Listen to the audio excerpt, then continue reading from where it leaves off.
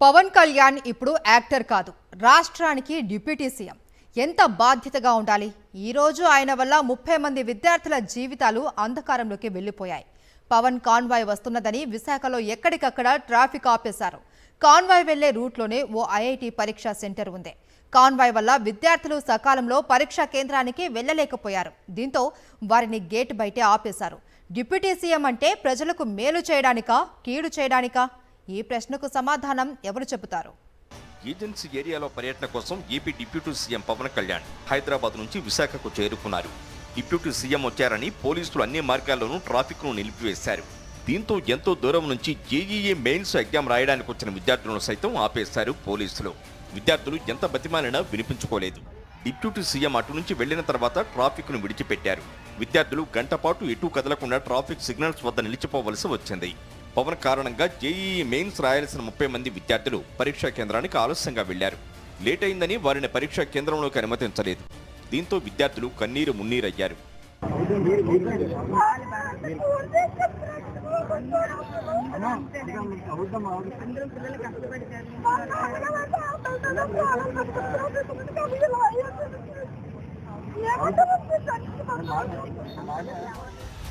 Deputy CM పర్యటన కారణంగా traffic లో చిక్కుకుపోవడంతో పెందుర్తిలోని పరీక్షా కేంద్రానికి చేరుకునేందుకు వారికి 2 నిమిషాల ఆలస్యమైంది. దీంతో వారిని లోనికి వెళ్లలేకపోవడంతో తమకు న్యాయం ఎవరు చేస్తారని విద్యార్థులు రోధిస్తున్నారు.